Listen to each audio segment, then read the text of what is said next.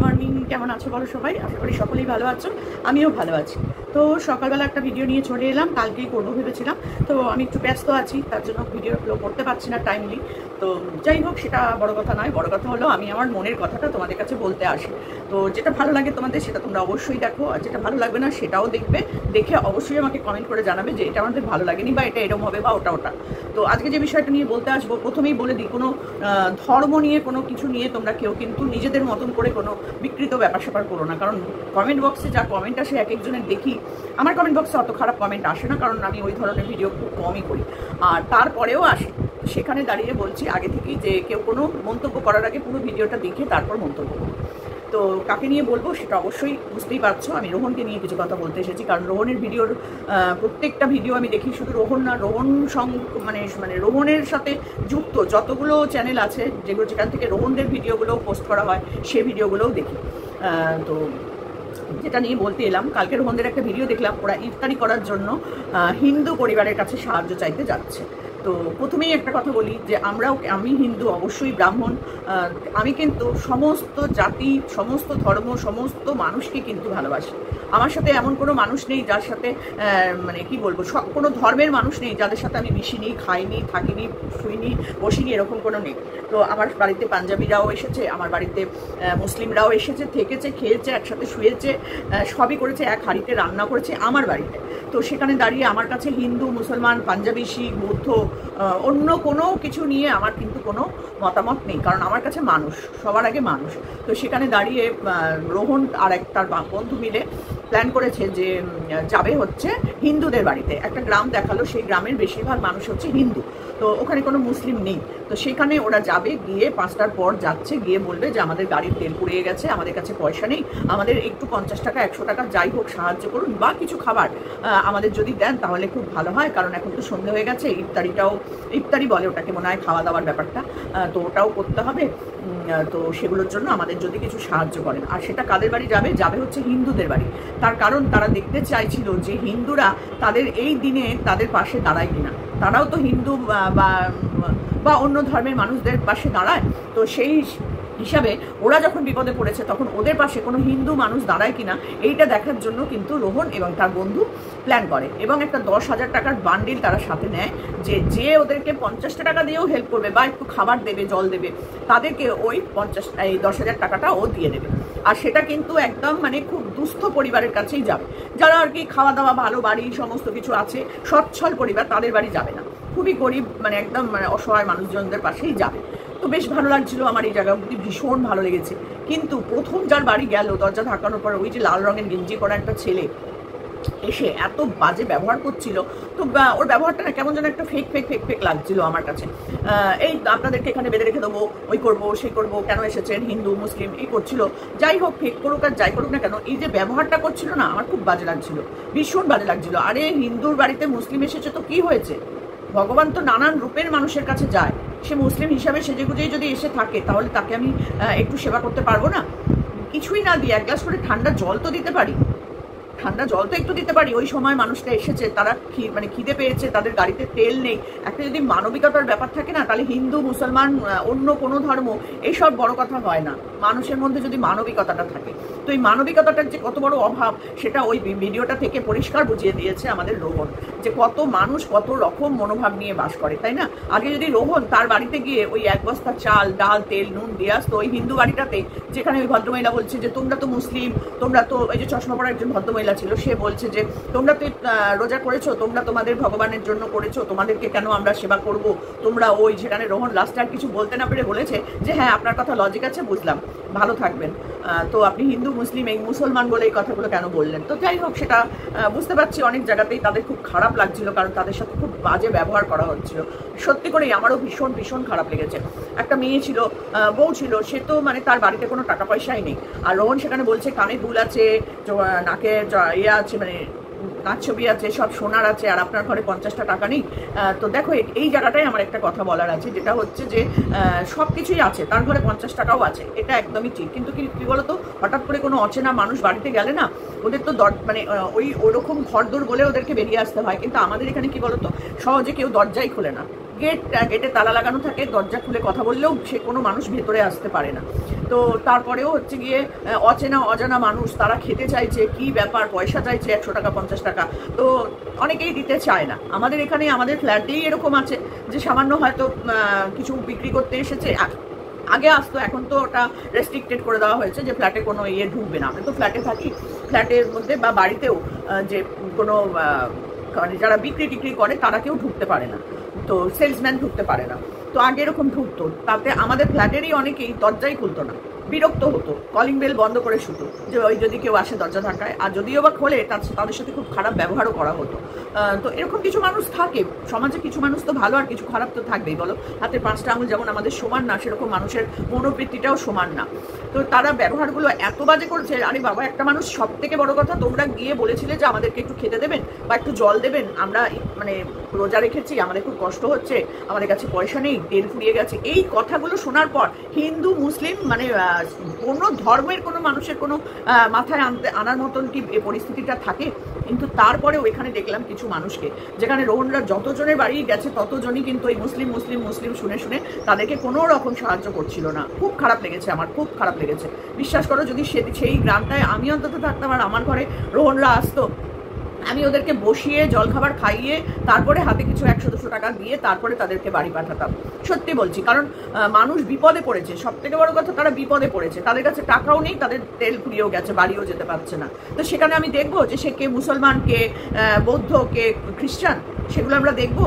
কিন্তু কিছু মানুষের মানসিকতা এখানে রোহন তুলে ধরেছে। খুব ভালো লেগেছে আমার ভিডিওটা, বিশ্বাস করো ভীষণ ভালো লেগেছে, যে সত্যি করে মানুষ এইরকম কি করে হতে পারে জানি না। তবে হ্যাঁ, এরকমের সংখ্যাই এখন বেশি, সমাজে এরকম মানুষের সংখ্যাই বেশি, যে মানুষ বিপদে পড়ুক, যাই পড়ুক না কেন, আমি আমার ছাড়া কাউকে কিছু দেখবো না। কিছু মানুষ আছে, তো আমরাও তো বয়স হয়েছে, আমরাও তো দেখতে দেখতেই বুড়ি হয়ে গেলাম। তো সেখানে দাঁড়িয়ে অনেক মানুষকে দেখেছি, যেখানে সত্যি করে তার বিপদের সময় আমি হয়তো ছুটে চলে গেছি, ভাবিও নি যে সে কে, কিন্তু আমার বিপদের সময় তাকে আর খুঁজেই পাইনি, ফোন নাম্বারে ফোন করেও সে ফোন ধরেনি। তো সেরকমই মানুষের মধ্যে যদি মনুষ্যত্ব না থাকে তাহলে কি করে হয় বলো? এই মানুষগুলোর মধ্যে আমি কোনো জায়গায় মনুষ্যত্ব বলে কোনো জিনিস দেখতে পাইনি, সত্যি বলছি। বিশেষ করে ঘরের মহিলারা যখন বেরিয়ে এসে কথা বলছে, তখন তাদের মধ্যে তো অন্তত একটা মাতৃসুলভ মনোভাবটাও থাকা উচিত ছিল, তাই নাকি? যে দুটো ছেলে এসেছে, তাদের একটু অন্তত জল দিই, বসতে নয় নাই দিলাম, যে না বাবা ঘরের মধ্যে কোনো অচেনা অপরিচিত ছেলেপুলে ঢুকতে দেবো না, সেটা হতেই পারে, আমরাও দিই না। কিন্তু তারা যখন বিপদে পড়ে খাওয়ার জন্য চাইছে, 50 টাকা 100 টাকা দেবেন, আমাদের এখন রোজা চলছে, সারাদিন কিছু খাইনি, আমার এত খারাপ লাগছিল না শুনতে, বিশ্বাস করো, যে আমরা তো সারাদিন কিছু খাই না, এই সময় আমাদের একটু খেতে হয়, তো আপনি যদি 50 টাকাও থাকে তাহলেও যদি একটু দেন। মানে এত কষ্ট করে রোহনের বন্ধুরা বলছিল, সত্যি করে অভিনয়টাও কিন্তু তোমরা খুব সুন্দর করেছো, এটাও বলতে হবে। তো সেখানে দাঁড়িয়ে বলছে গাড়ির তেলও ফুরিয়ে গেছে, তো যদি একটু কিছু আমাদের হেল্প করেন, 50টা টাকা দিন, 50টা টাকা দিন। ভাবো তো, আজকে যদি কোনো মানুষ বিপদে পড়ে 50টা টাকা না দিতে পারি রে বাবা, 100 টাকা না দিতে পারি, অনেক সময় মহিলাদের কাছে টাকা পয়সা থাকে না, এটাও আমি মেনে নিলাম। কিন্তু তারা যখন বলছে যে আমাদের রোজা রাখা আছে, সারাদিন আমরা কিছু খাইনি, এখন আমরা একটু কিছু খাবো, যদি আমাদেরকে একটু খাবারও দেন তাহলেও হয়, একটু বিস্কুট, একটু মুড়ি, একটু চিনি, চা, জল, এগুলো তো দিতে পারতো, এগুলো তো প্রতিটা মানুষের বাড়িতে থাকে। আর বিশেষ করে যখন ওরা মহিলারা বেরিয়ে এসে যখন এই কথাগুলো শুনছে, তখন তাদের মনের মধ্যে কি এগুলো হচ্ছিল না, যে একটুখানি এদেরকে বসিয়ে 1 কাপ করে চা দিই, চা না হলে একটু দুটো মুড়ি দিই চায়ের সাথে। গ্রাম বাংলার মানুষের কাছে মুড়ি চিড়ে এগুলো তো থাকেই, আমি যতদূর জানি ওরা খুব মুড়ি টুড়ি খেতে ভালোবাসে, আমিও ভালোবাসি মুড়ি খেতে। তো সেখানে দাঁড়িয়ে দুটো মুড়ি, একটু চা বা একটুখানি অন্য কিছু খাবার যদি থাকে, তো সেগুলো দিতে পারতো না? কি আশ্চর্য লেগেছে সত্যি। আমি না হিন্দু মুসলমান এরকম ভাবে কোনোদিন মানুষকে দেখিনি। আমার এক বান্ধবী আছে, এই বলেছি তোমাদের আগেও গল্প, তাকে নিয়ে ভিডিওও করেছি। আমাদের এখানে একটা মুসলিম পাড়া আছে, একদম সামনেই, আমার বাড়ি থেকে দেখাও যায়। সে মুসলিম পাড়াতেই আমার একটা বান্ধবী আছে, তো আমার থেকে একটু বয়সে ছোটই হবে, সে আমার মেয়েকে পড়াতো, আমার ছোট মেয়েকে পড়াতো। তো সে আমাকে এতটাই ভালোবাসতো কি বলবো। তো ও একবার একটা মানে অসুস্থ হয়ে পড়ে, তখন কোনো দিকে আমি তাকাইনি, বিশ্বাস করো, ওর মুখ থেকে ব্লাড বেরোচ্ছিল, আমি সেই অবস্থায় তাকে কোলে তুলে অটো ডেকে হসপিটালে ভর্তি পর্যন্ত করেছি। আমাদের পাড়ার কোনো বউ যায়নি। আমার কিন্তু মনে হয়নি যে ও মুসলিম বা ওর মুখ থেকে রক্ত উঠছে, ও মরে যেতে পারে, বা ওর কোনো রকম কোনো পুলিশ কেস টেস হতে পারে, ওইটা মানে একটা অ্যাটেম্প করেছিল আর কি। আমি কিন্তু দেখিনি। ওর দিদিকে নিয়ে আমি কোলে তুলে নিয়ে, আমার সারা শাড়িতে ভর্তি ওর রক্ত আর বমি ছিল, সেই অবস্থায় আমি ওকে নিয়ে হসপিটালে ভর্তি করেছি। আমার কোনো স্বার্থ ছিল না কিন্তু। তো সেই সব জায়গাগুলো থেকে আমি ভাবি যে মানুষ কি করে এরকম করতে পারে। তারপরে ওই মেয়েটার বাড়িতে ওর মা মারা যায়, তারপর ওর দাদা বৌদি ওর সাথে ভীষণ, ভাইয়ের বউ ভীষণ খারাপ ব্যবহার করতে শুরু করে। তো ও না তখন বাড়িতে থাকতে পারতো না। তো ও তখন আমাকে একদিন ফোন করেছিল। ও আমাকে বললো, দিদি আমাকে একটু থাকতে দেবে? আর দেখো এত বড় বাড়ির মধ্যে আমি তো একাই থাকি। তো আমি বললাম যে না, থাকতে দেওয়ার কি আছে, আর ওকে তো আমি চিনি, বহু বছর ধরে চিনি, অচেনা অপরিচিত নয়, চিনি। তা আমি বললাম ঠিক আছে তুই আয়। তো কি হয়েছে শুনি আগে, দেখো শুনতেও তো হবে না। আর তারপরে ওর দিদিরাও আমার বান্ধবী, তো সেই হিসাবে দিদিদের সাথেও আমার পরিচয় আছে। তাই আমি বললাম ঠিক আছে তুই চলে আয়। তো আমার বাড়িতে এসে 6 মাস ছিল, 6টা মাস একটা মুসলিম মেয়ে আমার সাথে আমার খাটেই শুয়েছে, আমারই বাথরুম ইউজ করেছে, আমারই রান্নাঘর ইউজ করেছে, একসাথে টেবিলে বসে খেয়েছি। কোনো সময় মনে হয়নি যে ও মুসলিম আমি হিন্দু ব্রাহ্মণ, কোনো সময়ের জন্য মনে হয়নি। আর ও কোনো সময় আমাকে মানে সেই রকমভাবে কোনো মানে কি বলবো, কোনো এমন কোনো কাজ আমাকে করতে হয়নি যেগুলোতে মুসলিম হিন্দুর মধ্যে ভাগাভাগি কিছু থাকে। ও আমার মতন হিন্দুরা যেরকম থাকে সমস্ত কিছু নিয়েই ও থাকতো। আর বড়ও হয়েছে, জন্মেছেও আমাদের হিন্দু পাড়াতেই। এখানে সবাই আমরা বাঙালি, তো হিন্দু আর কি। তাদের মধ্যেই একটা জায়গা, একটা পাড়া আছে শুধু মুসলিম পাড়া, সেখানে বেশিরভাগ মানুষই হচ্ছে মুসলিম। ঈদের দিন তাদের মানে চারপাশের বাড়িতে, অনেক বাড়িতে আমার নেমন্তন্ন থাকে। আগে তো খুবই যেতাম, এখন কমিয়ে দিয়েছি যাওয়া টাওয়াগুলো। তো সেখানে আমার নেমন্তন্ন থাকে, আমি সেখানে যাই। সেখানে তো সিমুইয়ের পায়েস, তারপরে অনেক সময় তোমার ওই সব কি বলে বিরিয়ানি খাওয়ায়, কেউ আবার কি বলে ওগুলোকে গাজরের হালুয়া ফালুয়া করে, অনেক রকম খাবার দাবার অনেকের বাড়িতে খেয়েছি একটা সময়। তো সেই সব মানুষগুলোর সাথে যখনই রাস্তায় দেখা হয়, কথা হয়, কিন্তু মনেও হয় না যে তারা মুসলিম, আমি কি ওদের সাথে কথা বলবো না পাশ দিয়ে চলে যাব, কোনো দিন মনে হয়নি। মনে হচ্ছে ও একটা পাড়ার বৌদি, আমিও একটা পাড়ার বউ, আমরা দুজনেই পাড়ার বউ, তো কথা বলতে অসুবিধা কোথায়। কিন্তু অনেক মানুষ আছে মুসলিমদেরকে ঘরেও পর্যন্ত ঢুকতে দেয় না। তো সেই সবগুলো এখনকার দিনে অন্তত আমার মনে হয় না যে কেউ মানে, কিন্তু ওটা একটু গ্রামের মধ্যে তো অনেক বাড়িতে সেগুলোকে মানে। তবে যাই করুক না কেন খুব বাজে লেগেছে আমার এই ব্যবহারটা, আমার ভীষণ ভীষণ খারাপ লেগেছে। যে মুসলিম হিন্দু যেই হোক না কেন, অসহায় মানুষ এসে দরজায় দাঁড়িয়েছে, দুটো খাবার দিই বা দুটো টাকা দিয়ে, 50টা টাকা 100টা টাকা দিয়ে একটু সাহায্য করি, সত্যি ভীষণ। তার ঠিক এইগুলো দেখতে দেখতেই একটা মেয়ের বাড়িতে, একটা মহিলার বাড়িতে তারা গিয়ে পৌঁছায়। মহিলাটি একা থাকে, একটা ছোট বাচ্চা নিয়ে এসে থাকে, তার স্বামী বাইরে চাকরি করে। ভাবো সেও কিন্তু খুবই অসহায়।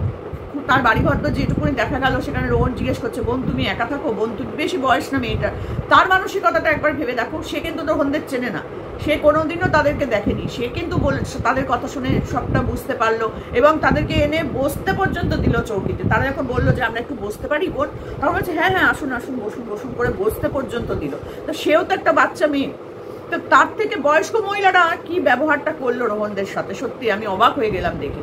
তো সেই মেয়েটার হাজব্যান্ড বাইরে থাকে, একটা ছোট বাচ্চা নিয়ে সংসার চালায়। তো রোহন জিজ্ঞেস করলো তোমার সংসার কেমন চলে, কি করে তোমার চলে? তখন বললো যেমন চলে, যেরকম যেদিন যেরকম চলে সেরকমভাবেই আমি চালাই। কি করবে, তাতেও তার হাসি মুখ। সব থেকে বড় ভালো লেগেছে যে মেয়েটা কষ্টে থেকেও কিন্তু হাসি মুখে সে 100 টাকা তুলে দিয়েছে রোহনের হাতে। ভাবো তো, সে তো 50টা টাকাও দিতে পারতো, যে আমি চিনি না জানি না বাবা ঠিক আছে 50 টাকা চেয়েছে আমি 50টা টাকা দিই। সে কিন্তু তা দেয়নি, সে কিন্তু 100টা টাকা তুলে দিয়েছে রোহনের হাতে।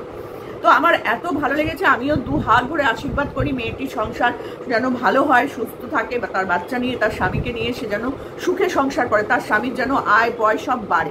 সত্যি করে যে তুমি নিঃস্বার্থভাবে দুটো মানুষকে এই সময় হেল্প করেছো, ভগবান নিশ্চয়ই তোমার পাশে থাকবে। আর তার সাথে সাথে রোহনের দেওয়া 10,000 টাকা সেটাও কিন্তু নিতেই চাইছিল না মেয়েটা। সত্যি করেই তো ভয় লাগে না, যে হঠাৎ করে আমি 100টা টাকা দিলাম তার পরিবর্তে 10,000 টাকা, একটা মানে ভয় লাগা। মেয়েটার লোভী নয়, এটা কিন্তু তার প্রমাণ যে না না আমি টাকাটা নেব না। তারপরে রোহন অনেক বোঝানোর পর সেই টাকাটা নেয়। সত্যি বলছি মনটা না এত ভালো হয়ে গেছে ওই লাস্টের জায়গাটুকু দেখার পর। প্রথম থেকে ভীষণ ভীষণ মাথা গরম হচ্ছিল দেখতে দেখতে, তারপর যখন লাস্টে ওই মেয়েটার মুখটা দেখলাম, হাসি মুখটা দেখলাম, আর 100টা টাকা যে সে যখন দিল রোহনদের হাতে, রোহনরা বারবার বলছে যে তোমার ভালো হোক, তুমি ছোট বোন, তোমার এই সেই তাই বলে 10,000 টাকাটা যখন দিল, মেয়েটার মুখের হাসিটা সত্যি কোনোদিন ভোলা যাবে না। খুব ভালো লেগেছে, ভগবানের কাছে আশীর্বাদ করি তোমাদের ভালো হোক।